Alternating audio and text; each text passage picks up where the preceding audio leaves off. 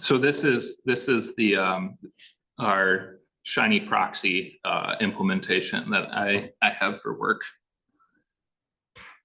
So it's just a website that's, there's a certain server address that's actually like masked, and that's the networking part. I don't know how that exactly works, but you can see these are all our different dashboards.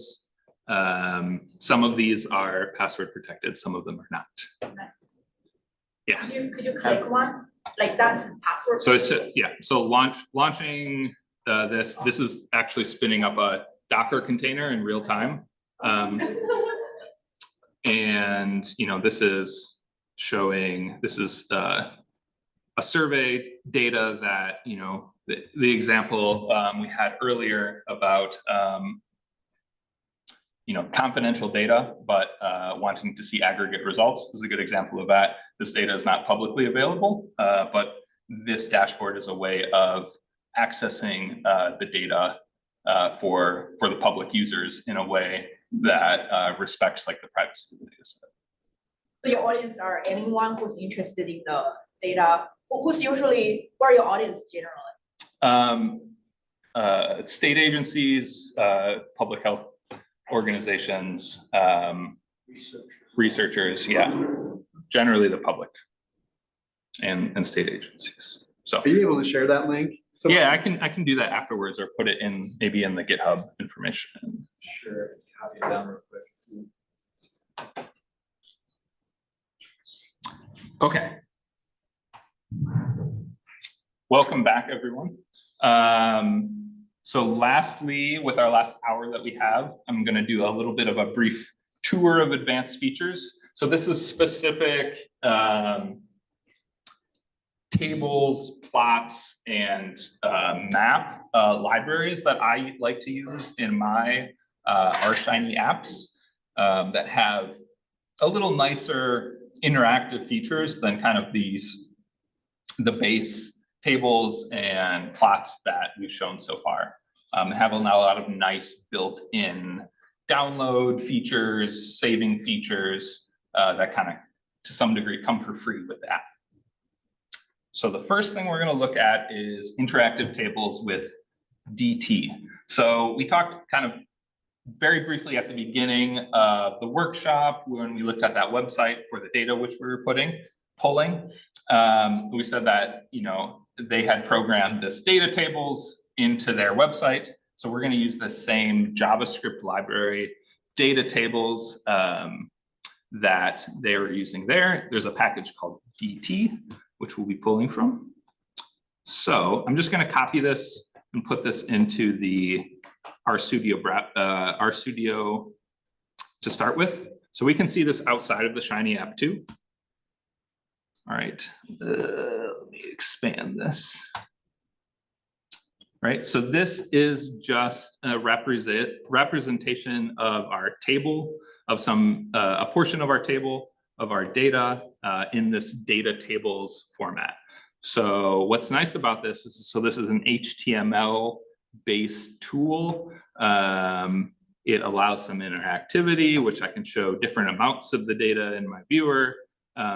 There is some ability to sort within the table by the different variables. We could search for, I don't know, Los Angeles. So if we only wanted to see data for Los Angeles County, there's a search feature that subsets the table. So there's a lot of nice kind of features built in. And so you can see here, all I did here was select a few columns from our data and call this data table function. So all that came for free with that function. There are a ton of different options you can add on top of that. So for example, you can see, we do have these maybe annoying row names. I can turn those off. I can put a caption at the top of the table, and I can add some nicer column names. So at the moment, these are kind of our ugly variables as they look like in the data set.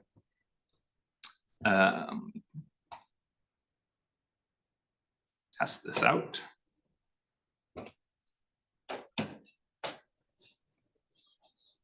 right? So now we get this nice heading here and these nice labels for our columns in our data set. So, just not a ton of extra code to put that stuff in and some nice options.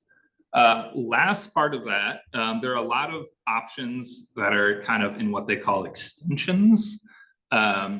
So for example, there's formatting of the data, formatting of the table, but what I like especially is they have some built-in extensions that do downloads. So for example, we'll run this quick. So rather than having to kind of build into Shiny itself, a way to download the table data, you can use this DT data tables tool to get downloads. So what we have here, right, we actually have some tools to allow us to download this whole table as a CSV, Excel, PDF, or print. So, and it comes out pretty nice. So we can so we're running this right now just in RStudio, but we can transfer all this kind of over into our app. And so that's a really nice feature. So, so let's add data tables to our app. So when we use this, there are specific functions. We have to use them in addition to just the data tables functions. We have to shift from using render table to render DT, and instead of table output to DT output. But other than that, everything is kind of the same. So let's look at example 12.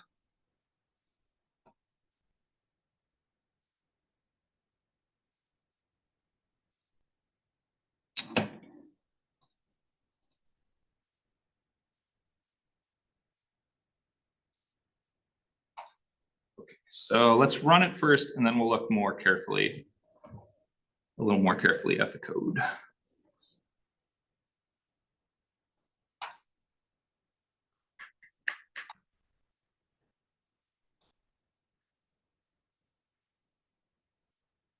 Not sure, it took a while to download the data.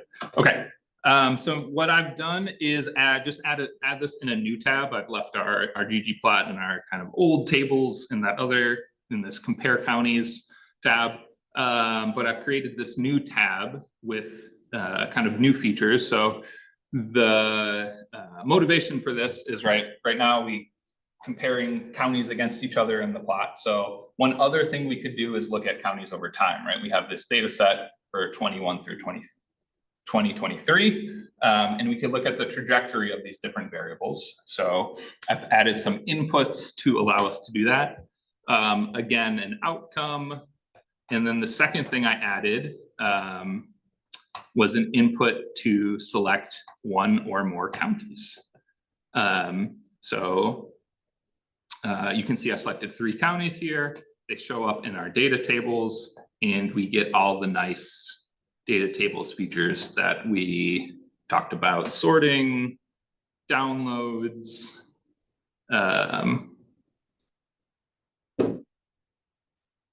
all that kind of good stuff. And a heading here, California County. So let's look at the code a little bit that got us there.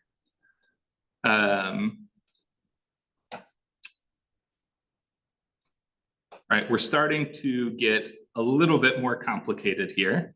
So we talked before about how we add new tabs. So you can see what I did was add a new tab panel here in the UI.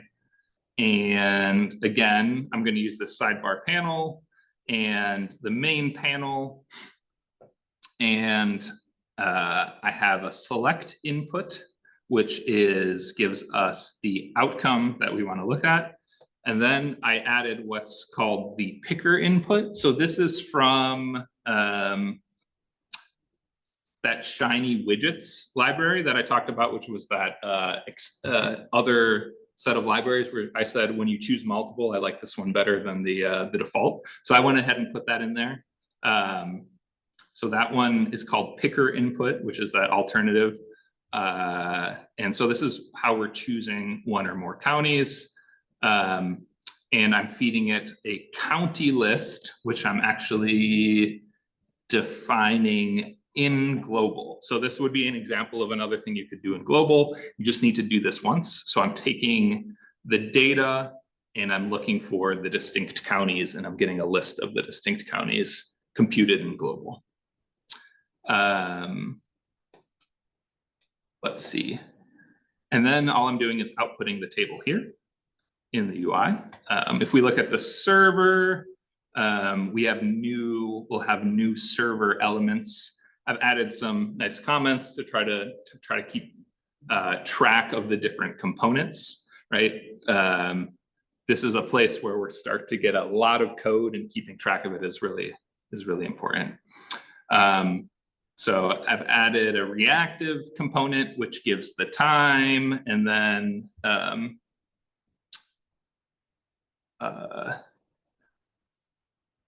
data time. So this is the data set with the specific counties and the specific selected input, but not subset to the years. And then I've added the render data table with similar syntax as we used from the slide. So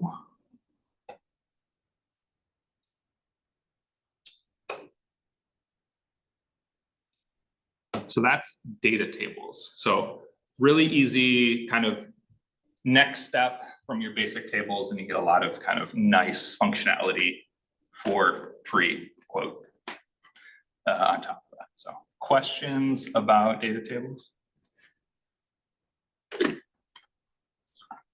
Okay, so that's our first component of our advanced. Oh, sorry, one just came in. Some of the features with DT run right to the edge of the window when displayed in the browser. I'm wondering if there's a way to limit this so there can be a slight margin or padding, particularly by the CSV button and search bar. Yeah, so we probably could do a little better job. Some of the try to pull that back up.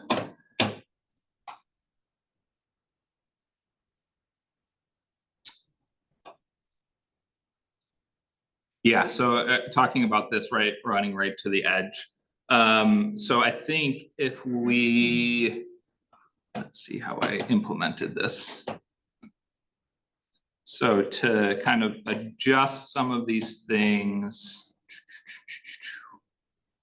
Okay, so this is in a fluid row. So there are some options. So this output this is our output here. There are some options you can do that kind of adjust how these things look. Let's see, I think there's some optional arguments for DT output. Yeah, so for example, oh, that's not good.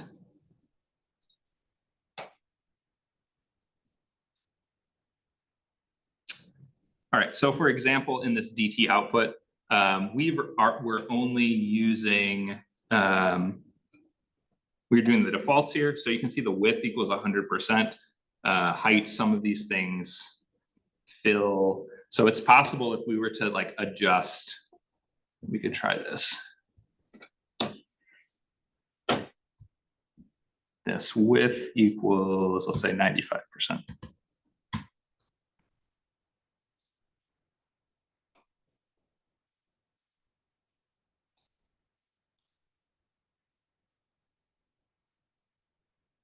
This might help. There is also kind of, if you go into the UI, not sure this helped.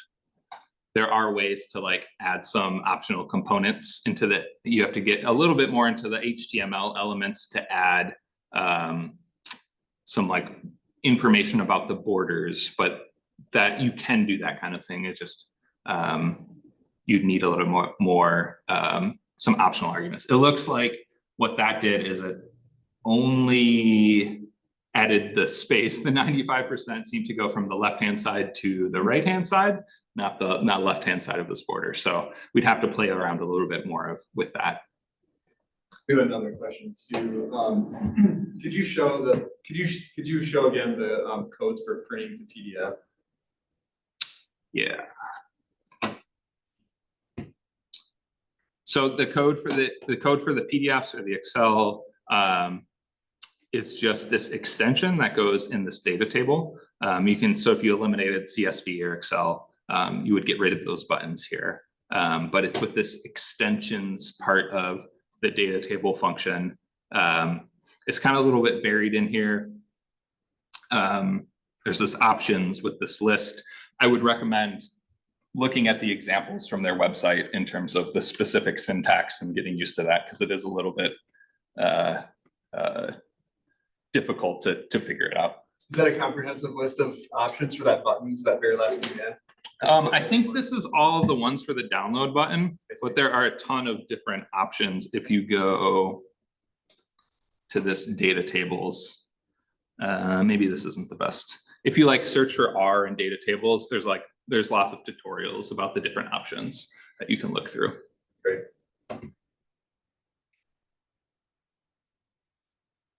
Okay, so let's take our next jump in with interactive plots with a tool called Plotly.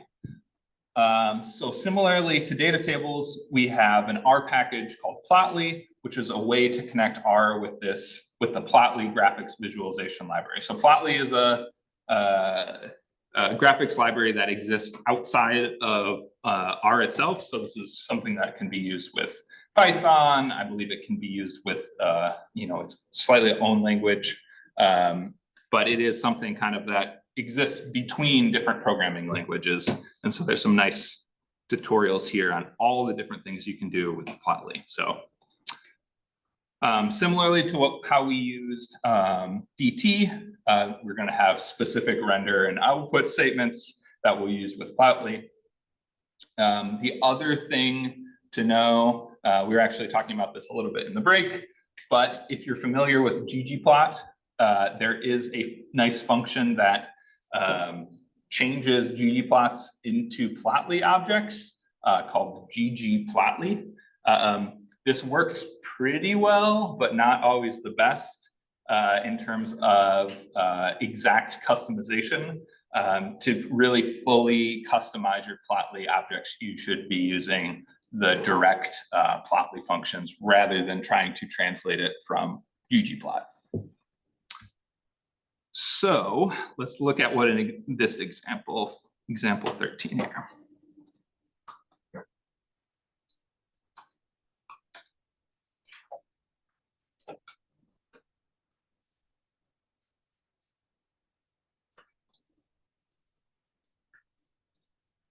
So similarly, let's look at the app first, and then we'll look at the code.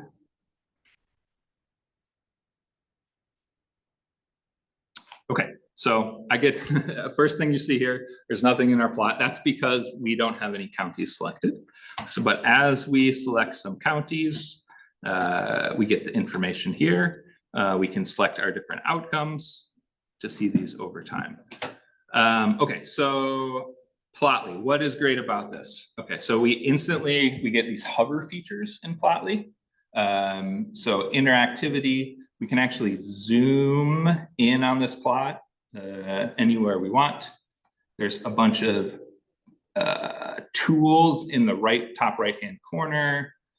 Zooming out isn't actually very useful, but scaling, panning, lots of things that I don't actually use that much, but there's a lot of different tools. You can click on to disable lines. Right, yep, and that's the next thing that's really nice. You can actually turn on and off the different lines by clicking on them in the legend.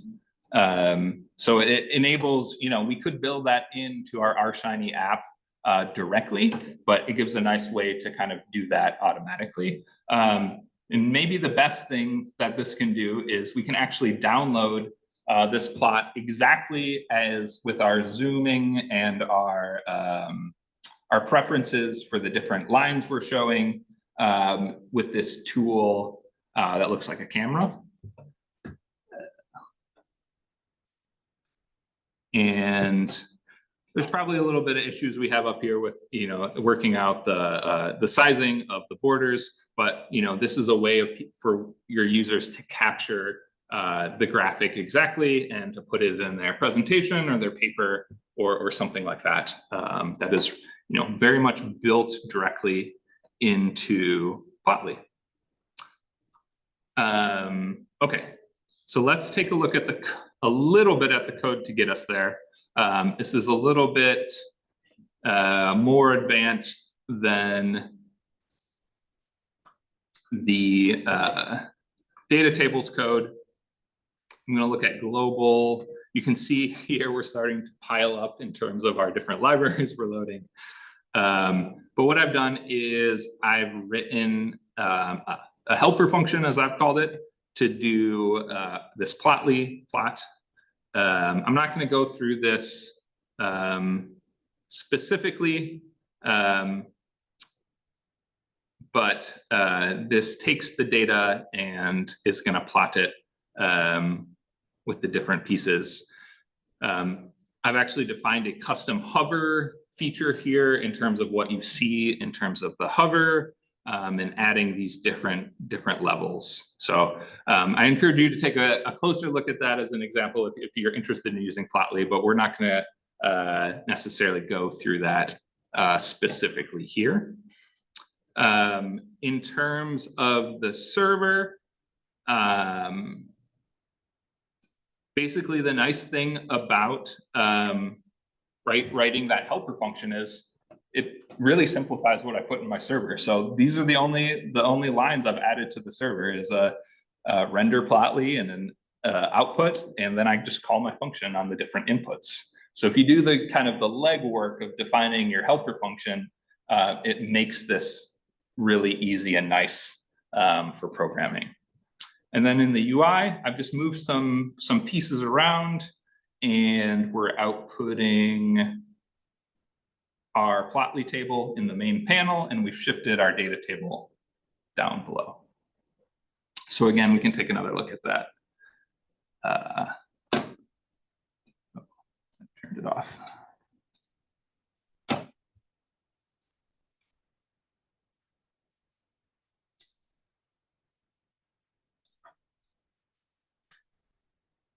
I've left California in here, but probably could turn that off as well.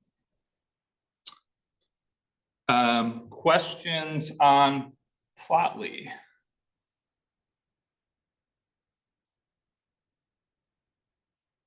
Okay, great.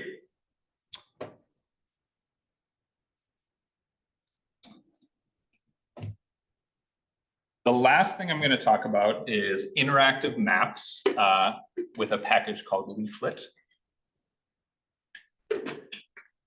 So just like data tables, just like Plotly, this exists in a JavaScript library, and someone has built, the go-between between R and that JavaScript library for calling Leaflet. You can see, we can start off by seeing the basic interface here. So I'm going to copy this code and just paste it into RStudio. And this is going to show up HTML here. So you can see what we've done is just very much a base map, but we can zoom all the way up. I put a pin on where we are in this room right now. If we zoom way in,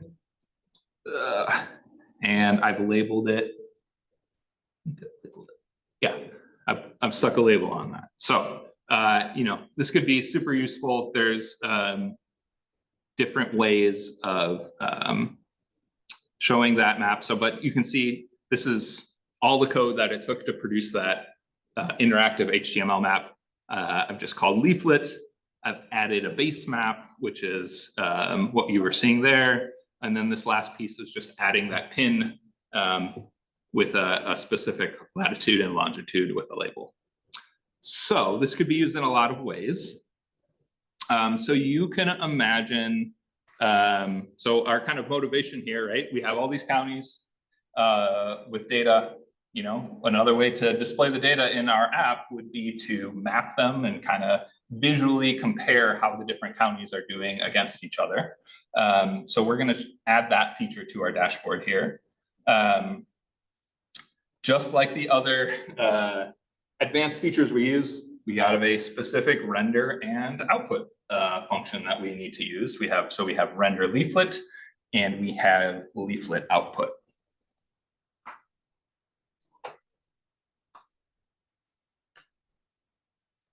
Okay, so let's move to, this is example 14. We're going to add this last piece to our app. And we'll look at it first, and then we'll look at the code.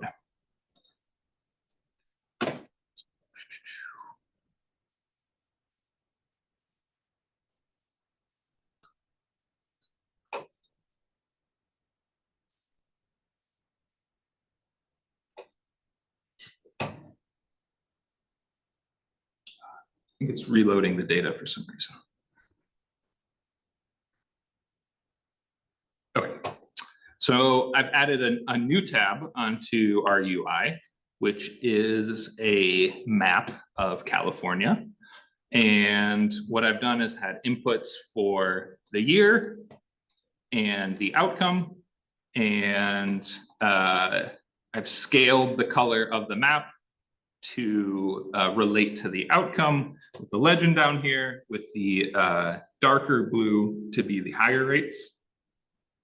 I've also added a custom hover feature, which tells us the name of the county and the specific rate.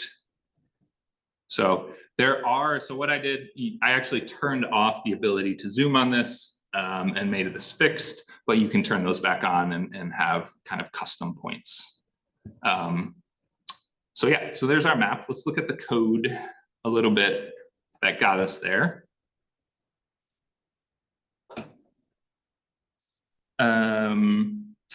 Okay, so I added a new function, a new helper function into global. You can start to see a pattern here of how I work. That is called make leaflet map. So what this does is kind of the heavy lifting of our leaflet map. What this is going to do is read in the data, our geography element, which I've actually loaded. Oh, that loading was actually coming from these lines here. So I've used a package called Tigris, which loads which can be used, a package that grabs the map boundaries from census. I think these are the census map boundaries, specifically for California. And there's a little bit of a transformation that we have to do to make that work. So I fed those things to our leaflet map function along with the data. I put together the geographic information with the data itself, joining by county. I've defined some nice colors here for our color palette.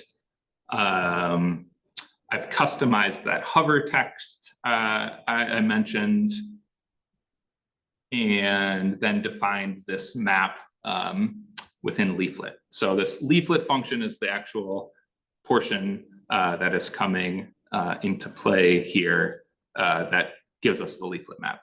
And then a bunch of different options in terms of a plain background, drawing the outline and filling them relative to the outcome.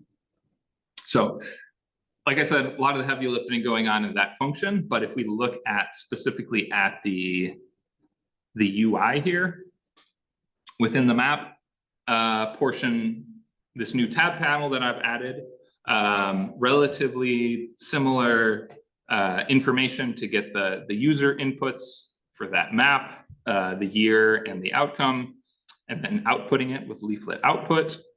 If we look in the server, in the map, right? Because we've done the heavy lifting, defining that function in global, relatively easy implementation into the server in terms of defining the data we're going to be using for the map in terms of those filters of the different inputs, and then rendering it with leaflet and calling our user defined function here, make leaflet map. So we can look at that one more time. So again, there's lots of customization.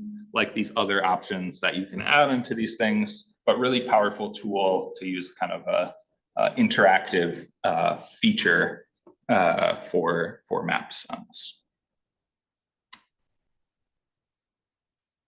Okay, questions on Leaflet, Plotly, or data tables? We've got one. This is really not to do with. Is Tigris specific to US Census? It's a census question for you. I believe, I think census is the go-to kind of geographic boundary files from, I've worked with some people that are kind of experts in GIS, and they always go to the census to pull like map boundaries for stuff. I don't know who actually makes that Tigris package, but I think a lot of the work that census does, they make all those map boundary data files publicly available. So it might just be a package that pulls those from the web, I'm assuming.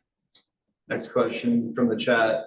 Do you use Plotly or ggplot more in your own applications, or does it just depend on how interactive you want the app to be? So I generally go with Plotly for these interactive dashboards because I find the interactive features to be really nice and to really useful, especially with like the ability to download the plots and zoom and turn things on and off. I'd say if you were building an app where specifically the goal of the app was to make static plots, there may be some advantage to going directly with ggplot. But if you can figure out kind of the Plotly language, I would suggest doing that because it's kind of a bonus to users to get all those additional features. I had a note to go back to the debugging topic. I don't know if you want to do that now. Yeah, we had one question in the back too. Oh, I was just going to mention those boundaries. You can get them from GeoPlotly or GeoPandas if you're interested. GeoPlotly, GeoPandas. Yeah. Okay. It's a kind of a package that looks at the geometry around the world. And you can segment it down from states down to FIPS codes if you want to. And it has majority of the maps all throughout North America, majority of South America, all of Europe, and most of North Africa. Oh, awesome. Do you mind saying that on the microphone, if you don't mind, or maybe? I can repeat it. So I think Tigris is like US specific maps, but if you were looking for the availability for maps more broadly, it was GeoPandas or GeoPlotly. Yeah. That were some additional packages in R. And I haven't looked at those specifically, but yeah, thanks for that suggestion. The chat's clear on that, on current stuff. I mean, the question with the debugging was just back to like, do we have an equivalent of like a breakpoint in here in this framework at all? I mean, I think especially around just thinking in terms of my own web programming, like, what's the best way to like, show values of variables at certain points in the workflow? You can just dump them on screen. Obviously, that's kind of the through portion that I usually use, but there might be something more sophisticated. Yeah, so there's a couple options. So like I said, one of the tools I use is try to just print things at various time points. That's kind of my go-to option. There is also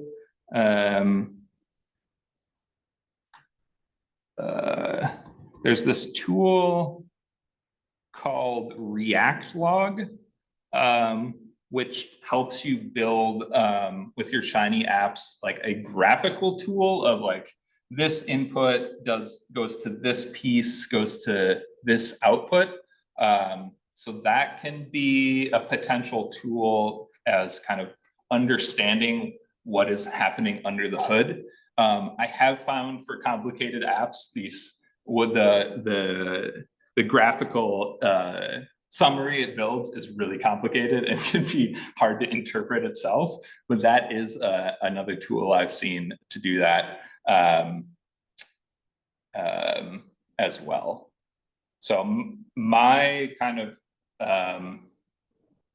go-to advice on this is, in our itself in the console, it gives you a little bit of information on error messages. So trying to get practice at interpreting what those mean can be helpful. And that just takes experience. Sometimes they're not always very helpful, I've noticed.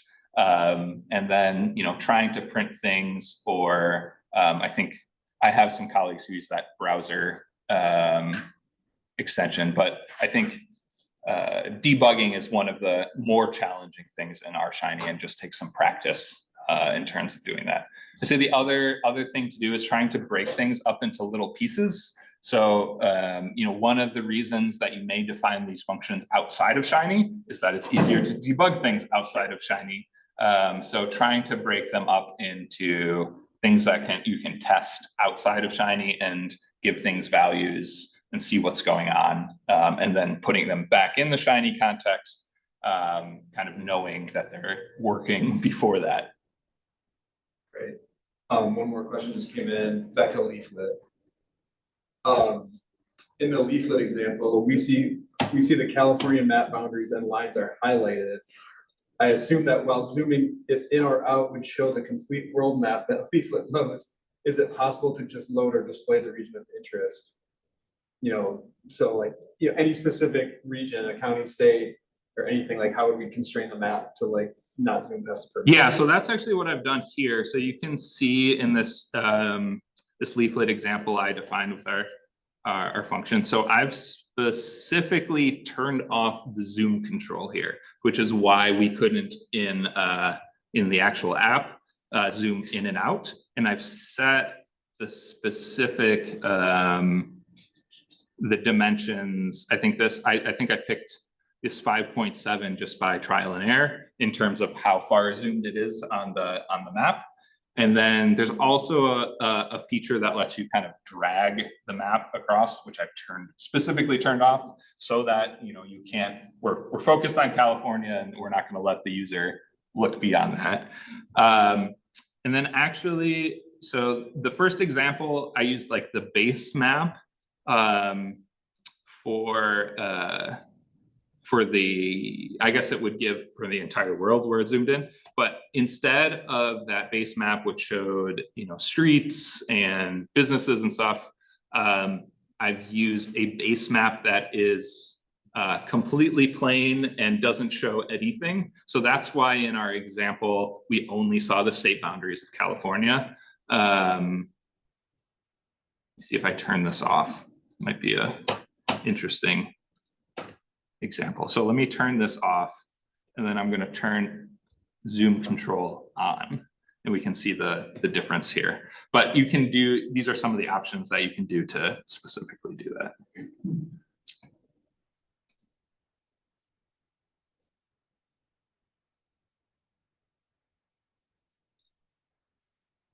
Okay.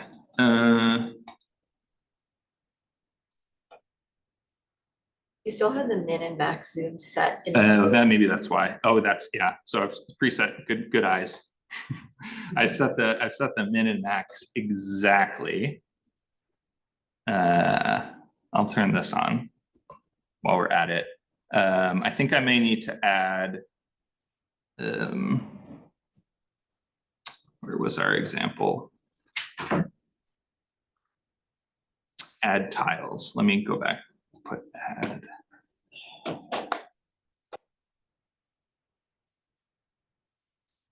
So this is that generic base map that we were using.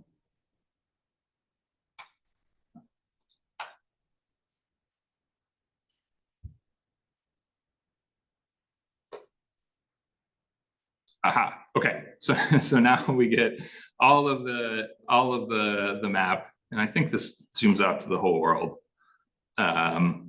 But we filled in these specific California boundaries, and zooming and dragging we've turned on, and all that kind of good stuff. So that's a great tutorial. Yeah. Dangerous trying to adjust these things in real time, but sometimes it turns out okay. You've done well with that. Okay. So that is the end of the content, like the major content I had planned for today. Do you want to talk about the feedback forms, Paul? Or Oh, sure. Yeah, I mean, I've been adding the feedback, link to the feedback form in the chat. So I see a lot of people have already done that. And I appreciate that. For anyone else who's still here, please, if you get a chance, fill out our feedback survey would be great. Again, just to shape the future of this workshop series and especially in terms of how this hybrid workshop worked out today. So I will paste that again in chat. okay, so with the maybe 20 minutes approximately that we have left, I think there's two options. If there's additional questions or topics that anyone wants to talk about, or kind of I can try to come up with examples off the cuff, or I have a couple extra topics that we could talk about. I mean, I think we had a discussion here during the break with, within the room about kind of, how you go from having secure data on your server and then, having aggregated data that's actually served out to users. And, that might be something that we could talk about, unless maybe that got picked up, Frank, I'm not sure, but. Okay, no, that's fine. That's why I bring it up. So that might be one topic that we can get into, but you can weigh that against the ones that you've got preloaded. Okay.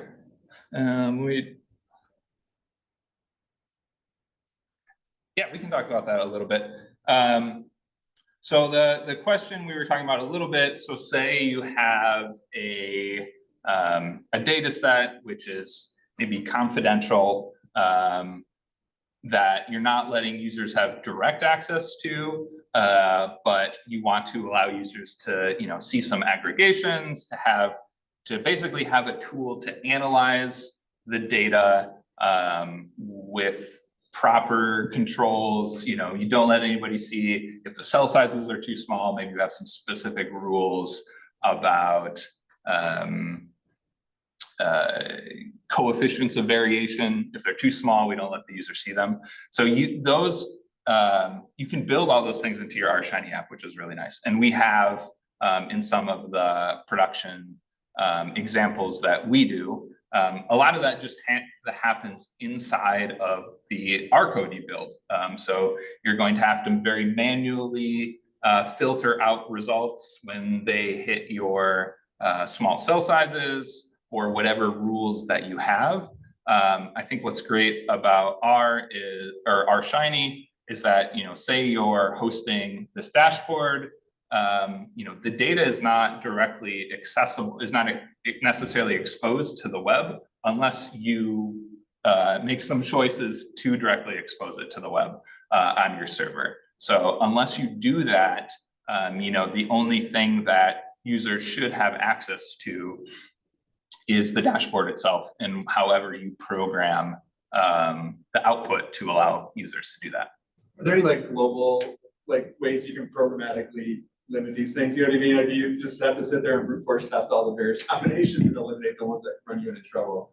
So again, the way I've handled this, again, is kind of through the helper functions. So if we think about, inputs go into the functions and out comes out the data, right? It's building the rules into the functions that maybe make the table, that the table feeds the graphic.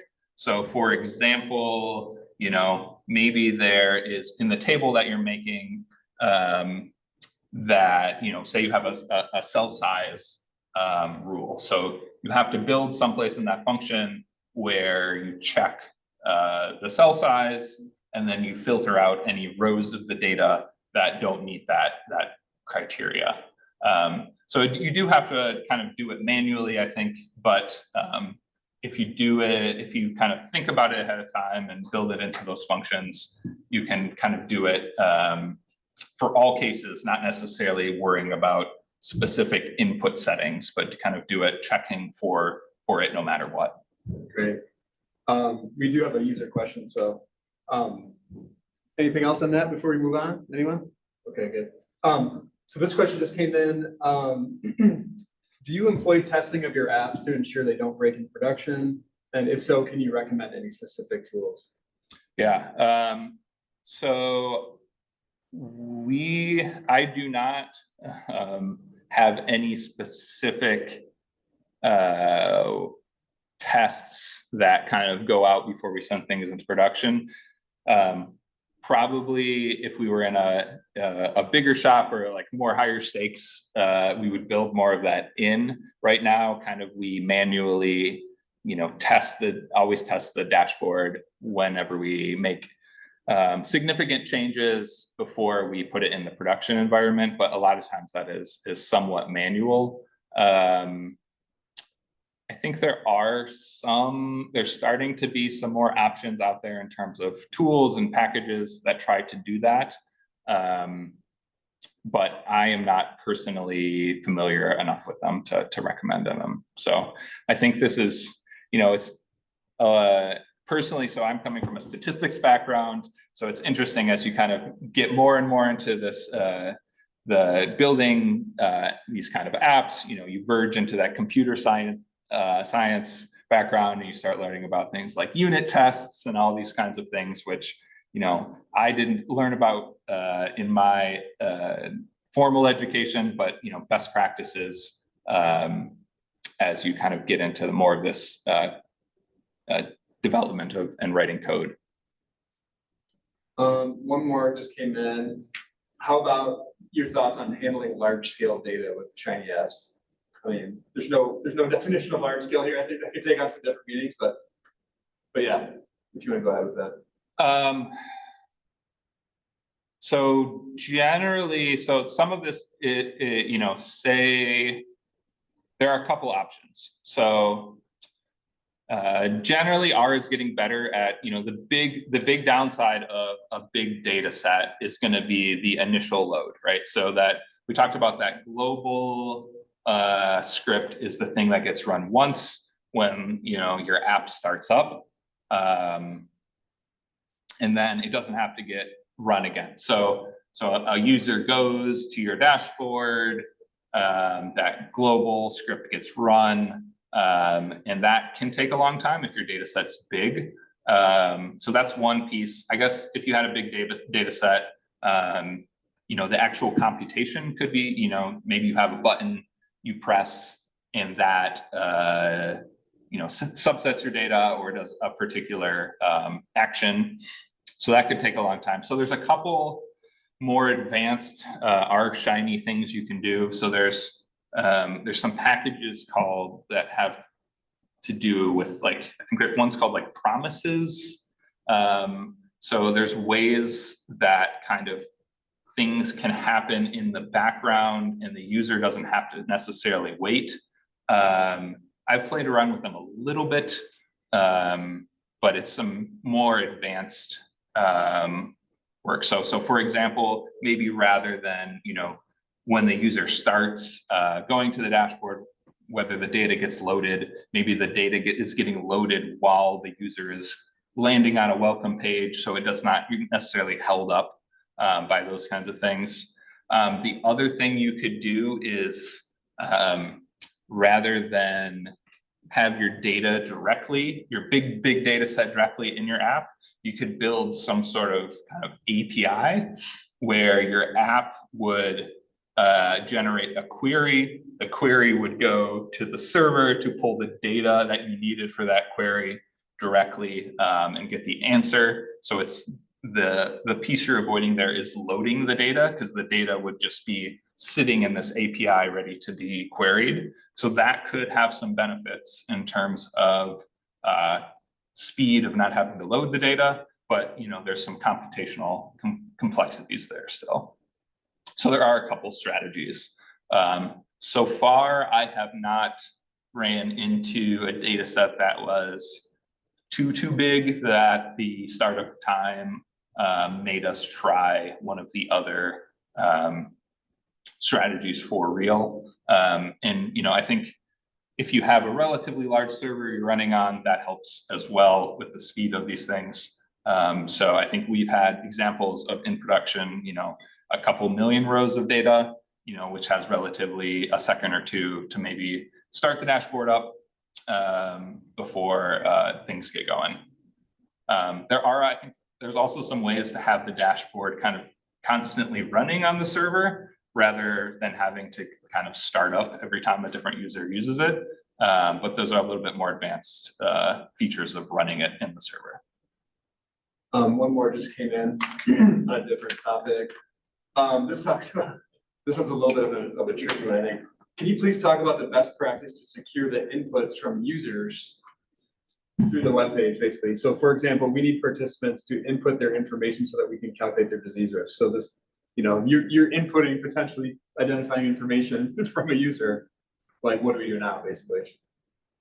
Yeah, so I think when you have predefined options, like we've had like drop-down options, radio buttons, where you can say you can only select these things, you're relatively safe. I'm not a security expert, so don't take this advice too seriously, but like, I think where you get into trouble is where if you have like open text boxes and the users can input potentially like malicious code that gets computed on the back end. I think that's where you open yourself up to a vulnerability there. Or I haven't made a dashboard in actual production where you can upload data into it. It's possible, but anytime when you allow the user to have a little more free reign in terms of their inputs, that's where you have to build in extra protections and worry more about it. If there's predefined options from a dropdown or something like that, I think it's less of a concern. It's interesting. So basically, like, try to be as constrained as possible. Yeah. Right. And then, yeah, good. That's the last one we've got for now. I'll speak up if we get another one that comes in. Okay. I'll just point out what's in these extra topics, maybe rather than going through it more specifically. I've included some extra slides here that are about writing specifically HTML text into your app. So controlling what it looks like, sizes of things, bold, italic, underline, all those kinds of things. You need to know a little bit of HTML to kind of work around there. So there's some information here about how to do that, what that looks like in terms of HTML, what are HTML tags, writing HTML in your app. You can see in that last example I did, I actually added some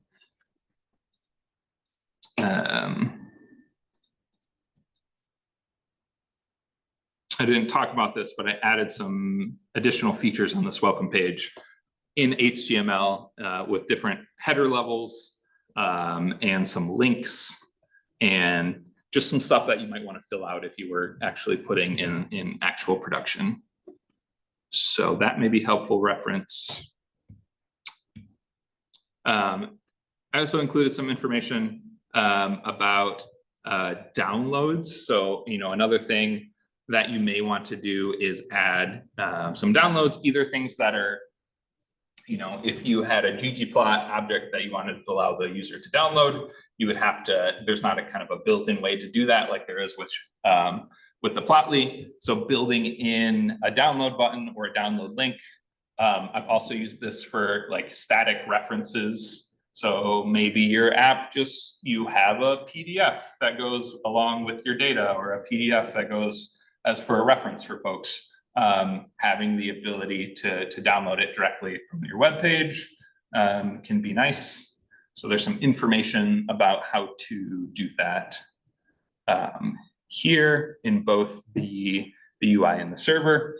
And then the last thing I put on here is just kind of some big picture design tips as you kind of go into your RShiny journey. I think, we talked about it a little bit, but, I think at least from my experience these days, everybody wants a dashboard for their data.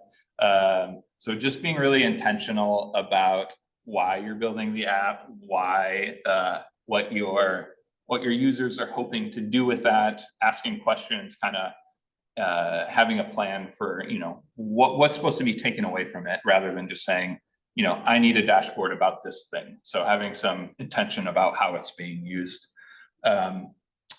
The second thing is, helping your users know how to use your app correctly. So what I mean by this is like having precise directions about, okay, select this thing, then select this thing, more helping your user use your app. Maybe that's a video you put on there about how to do it, or written directions. And to the degree that it's possible, keeping it intuitive. And then the last thing, it can be, everyone wants every feature, every crosstab, every filter under the sun on their apps. So to the degree that you can, keeping things simple and straightforward makes it easier to use. And when it's not, trying to hide those, advanced, all those things, and keeping your apps as simple as possible with a kind of a design perspective. I've got two more questions, and why don't we close off with these two? One is about data APIs in general, not really related to Shiny. So Robert, you mentioned the Posit Connect that would support data APIs. Do you have any thoughts on other open source APIs and how to set them up? I haven't set them up before. Posit Connect allows it. I'm pretty sure Shiny Proxy has a way to do APIs, the open source version we talked about. I'm not 100% sure about that. But beyond that, no, I don't have any specific experience with that. Okay, great. And then last question for the day. This is back to the data coming in from users, inbound data. This is really just about kind of what the third-party like cloud hosting services might capture in the background. So he's saying, if we publish our Shiny app on a server, such as Shiny Proxy, what do you know, if anything, about how much it's going to record about the participant's IP address, inputs to the app? Just is it going to capture some sort of metadata that we would need to worry about? Or I see. So like the Shiny Proxy, so things that are happening on your server itself, I found unless there are some hidden options, it actually doesn't capture very much information. A lot of the open source ones don't capture information. So I've actually kind of built in some of my own information about like how many, like tracking, not tracking, but like just logging when a new person uses the app, or not even just anyone uses the app, and having a count. So a very simple script I've like added that adds a line to a log file when somebody accesses the app. I think you have to use something like Google Analytics there's ways to embed that in your app if you want to know about specifically about like IP information, but I don't think it automatically necessarily gets captured with those open source products. But I'm not 100% sure what ShinyApps.io does, or Posit. It's paid services, but as far as I know, the two open source options don't capture anything, because and in those cases you're running everything on your own machine, so it's very much you control. It's if anything, it's going to land on your own machine. Those aren't necessarily collecting data outside of that. Great. Well, chat's clear here. If anybody else has anything, speak up now. Otherwise, we'll go ahead and wrap this up. So I want to plug our eval survey one last time. I'm sorry to do this for the third time, but I'll chat that into the chat right now as well. I appreciate everybody for coming. For those in the audience, thank you very much. For those that are in person in the audience, thank you very much. And thank you, Robert, for coming across enemy lines here to do this out from Ohio. So I appreciate you coming, and thanks everybody. Thanks very much, and feel free to follow up if you have questions with me afterwards. Happy to talk about this stuff or your specific implementations questions. So thank you very much. Great.